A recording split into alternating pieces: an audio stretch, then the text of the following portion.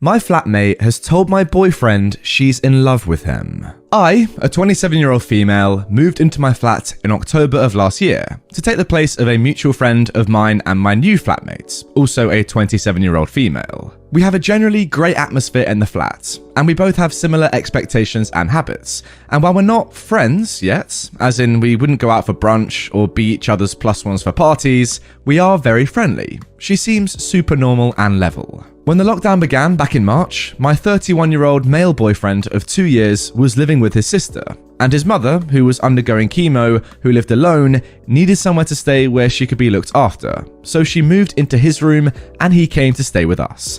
My flatmate was totally fine with it, and we had a proper chat about ground rules, etc. But ultimately, the flat is huge for 2 people, and she has a kind of granny flat set up in hers. Either way, she gave definite approval. Now, we 3 got on great, but never really spent a ton of time together. We all work from home and spend the occasional evening playing games or whatever, but ultimately, we didn't mingle much more than before. My boyfriend, however, cooks every night for the both of us, as a thank you, and so we do now eat together, and my flatmate seemed happy to be included. It was great. However, last week, my boyfriend took me aside and told me that while he was in the courtyard, hanging out the washing, she ambushed him from behind and gave a huge speech about how she's in love with him, and while she respects that he's with me, she has deep feelings for him, and that she's available if he were single.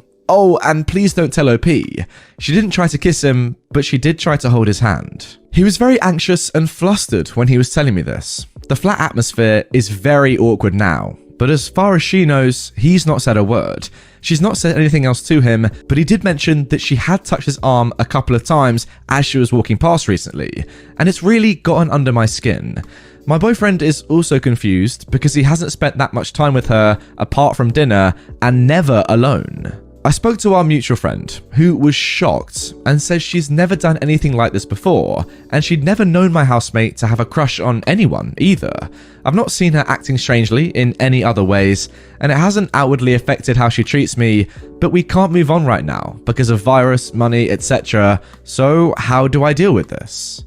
Absolutely confront her. There are 2 huge issues here. First, she asked your boyfriend to keep this a secret. And second, yeah, what a trash friend and roommate she is. Crushes happen, but for her to confess to your boyfriend, she was legit wanting him to dump you for her. She wasn't just confessing if he was single, she knows he's not single. She was making her move, but got shot down, and your boyfriend needs to put a stop in the touching, etc. And maybe this is going to be unpopular advice, but do not care one bit how uncomfortable it will make everything. Her, the house, etc. She did that, not you. You're just going to call her out on her trash behavior. Now, thankfully for us, OP has provided an update to this story. Okay, firstly, thank you all for your advice. And no thank you to the few who took it upon themselves to DM me to be inappropriate or creepy. What the F? Read the room. That is very strange. We'll ignore them. This one gets a little intense. So first, I'll just cover some things I wasn't able to in my original post. First off, I trust my boyfriend completely. Even if I didn't, this apartment is large, not massive. I know where that beloved mother effer is 24/7. A lot of you asked at what point after my housemate's confession he told me about it. He told me a couple of hours afterwards. He explained to me after we had a chat about it that he was afraid I wouldn't believe him or be angry, because at first he thought it was a weird joke that made him uncomfortable, and he felt, rightly so, weirded out. I agree with the bulk of you that her continued touching is harassment, and while a number of you suggested he just confront her himself, I empathize with being in a situation without breathing room where someone is sexually harassing you. It's not easy, and you can quickly find yourself unsure if those brief moments of crossing a line happened. He's not on our lease, and understandably, he was concerned about me and the power dynamic in the house. Because her room is a mini granny flat, she pays the bigger share. I also don't believe that it was, as some suggested, a hypermanic episode.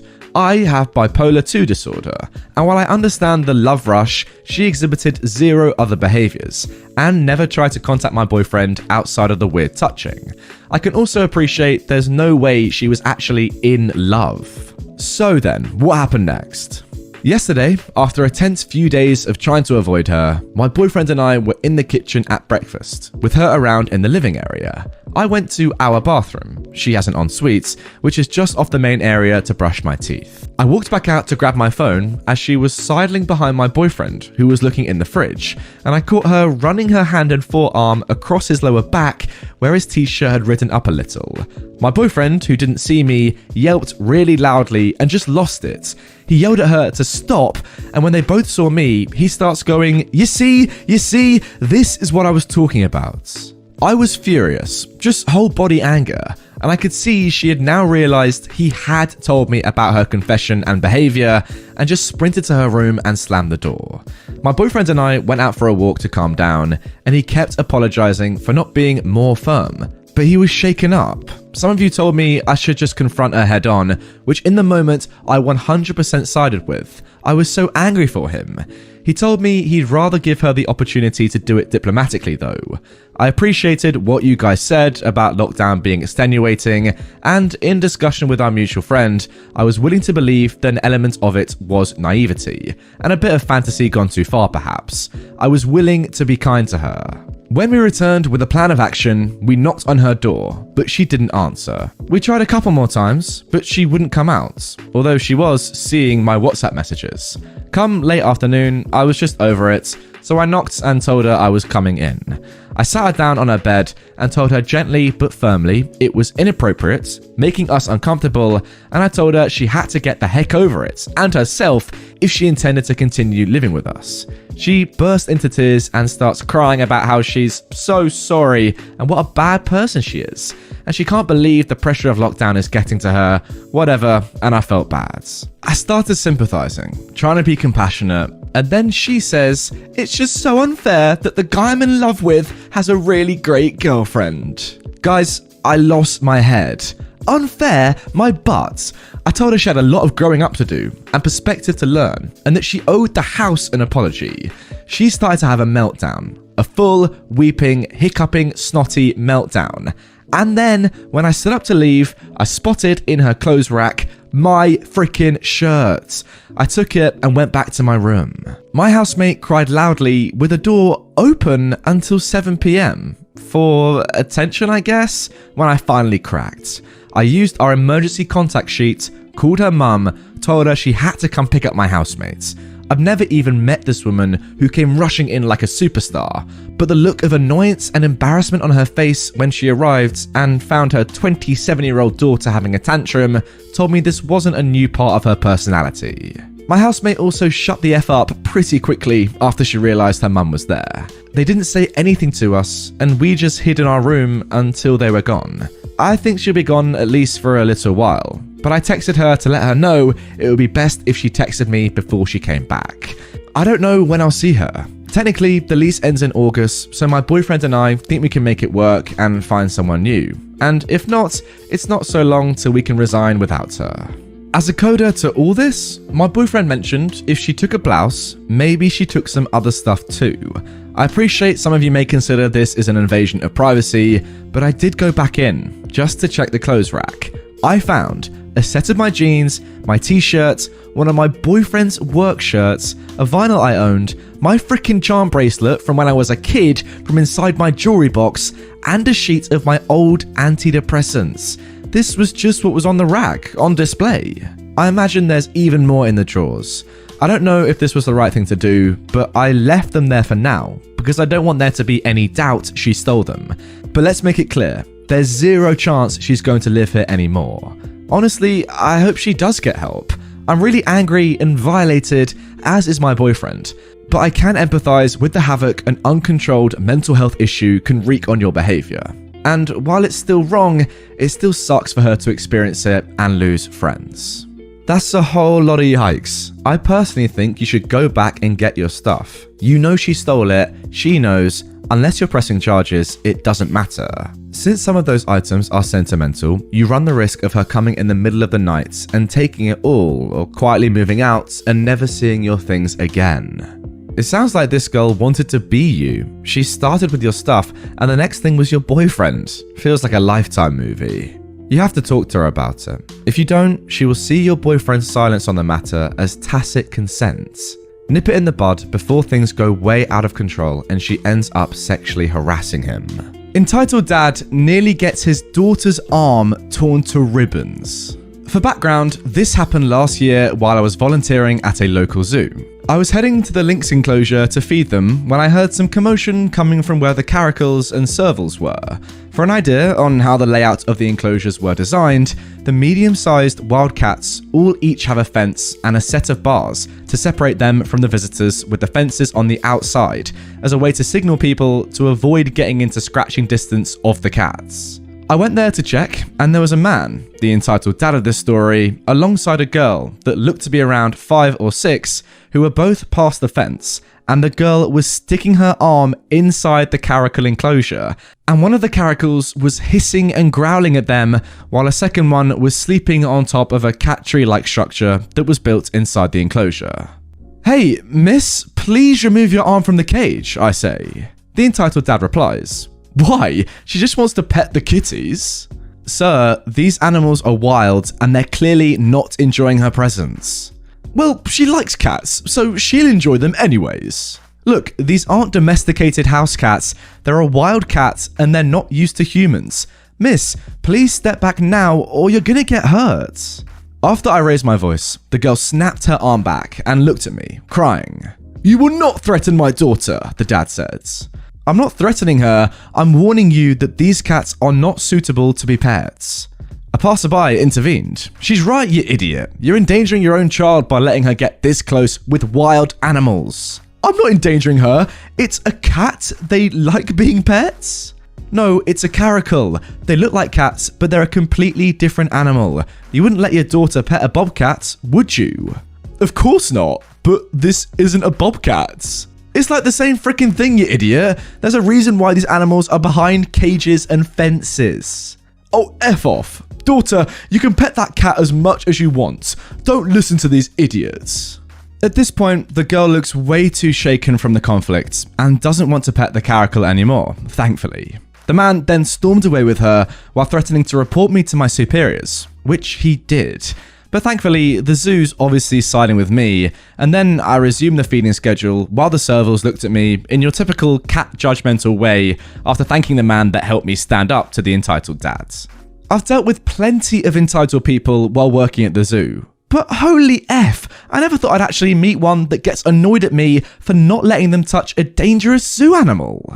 I can guarantee you the entitled dad in the story would have made a scene and threatened to sue if the kid succeeded at petting the animals and got hurt or killed because of it. Heck, I wouldn't be surprised if he demanded the animal be put down.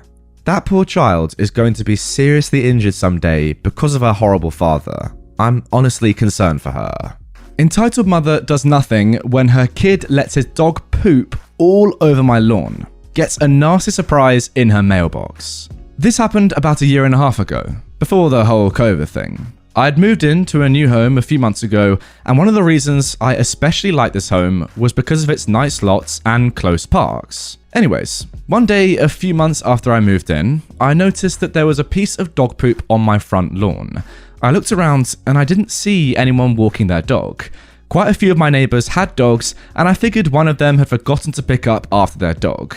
I got a plastic bag and threw the poop in the trash, and I thought nothing of it. Imagine my surprise when, 2 days later, there was another dog poop on my lawn.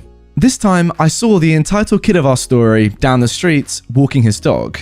I wasn't sure it was him, and his mother seemed kind of nice, so I thought I'd see if it happened again. A few days later, I was about to leave the house when I saw the entitled kid with his dog again, dropping a steaming pile of poop onto my lawn. I took out my phone and recorded a video, and after I got back, I went to his house. His mum answered, "Hello miss, I'm sorry if I'm interrupting something, but I was just wondering if we could talk about your son and his dog?" "Of course, what's up?" "Well, I noticed your kid walking his dog outside my house, and I saw that his dog, pooped on my lawn, and he never picked it up. He carries bags when he walks his dog, and I'd appreciate it if you could ask him to pick up after his dog from now on." The entitled mum then switched into full entitlement mode. That's nonsense. My son would never do anything like that. Ask anyone. He's the most well-behaved child in this neighborhood. I'm sorry, miss. I'm not saying your son is a bad child or anything. I just want him to pick up after his dog. I even have a video of him walking away after his dog pooped on my lawn. Humph. Fine. I will talk to him. Now go away. She slammed the door in my face, and I thought that would be the end of things. Boy, was I wrong. I didn't see the entitled kid walking his dog outside my house for a week or so after that. But around 10 days later, I saw another pile of poop on my lawn. I'd had enough now, and I went back to the entitled mum's house. Miss, this is really unacceptable. You said you'd talk to your son, and now there's another pile of poop on my lawn. That wasn't my son. He's an absolute angel. He said he'd never do it again, and he didn't. The kid then came to the door. Kid, did your dog poop on this man's lawn again? Obviously lying through his teeth, he said, No, never. Well, that should be enough for you. Now, don't come back again. I was having dinner at my new neighbour's house, and the topic of the entitled mum came up. My neighbour told me that pretty much everyone hated this lady as she was always borrowing stuff and claiming she never took it, filling other people's trash cans instead of paying for a special pickup. You get the idea. I finally broke when her dog pooped. Not once, not twice, but 3 times on my lawn in the same day. I got an epic idea. This time, I used a plastic bag to pick up the poop, but instead of throwing it in the trash, I kept it out in my backyard. For the next week, I collected poop from the lawn like a scientist, bagging everyone. I'm sure if someone saw me, they would have thought I was crazy. After a week, I had around 4 bags of the entitled kid's dog's poop in my backyard. On Friday night, I went over to the mailbox of their house and absolutely caked it in their dog's poop. I got the sides, the top, the bottom. I completely covered the thing. The next day, I was treated to the sight of her husband hosing their mailbox off with a look of utter disgust on his face. After that, her kid mysteriously stopped walking his dog in front of my house. Fighting a trashy attitude with literal poop, and it stopped a Karen and her entitled kid? I like your thinking, OP.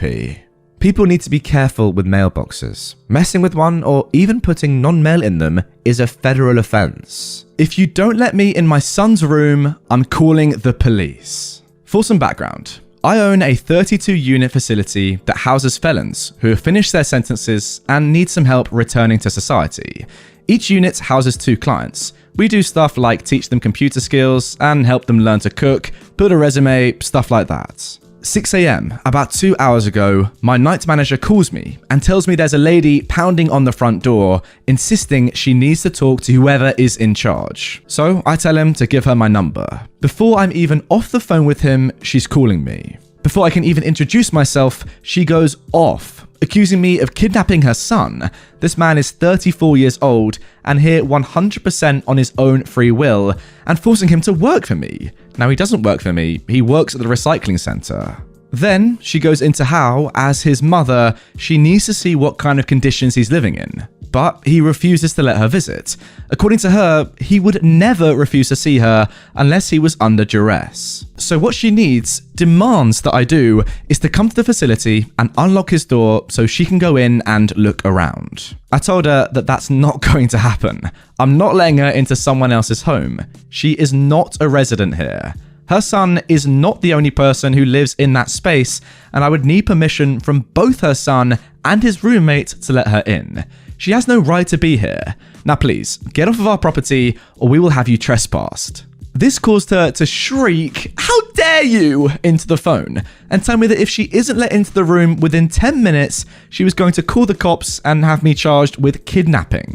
I tell her, go ahead, and I hang up. I wasn't at the facility, but from the security camera footage, it appears that when the cops that she had called showed up and she explained the situation to them, her son came to the door and told the cops he didn't want to see her and that we didn't kidnap him. She went into a rage and attacked her son, but he didn't get hurt. He just backed up and slammed the door.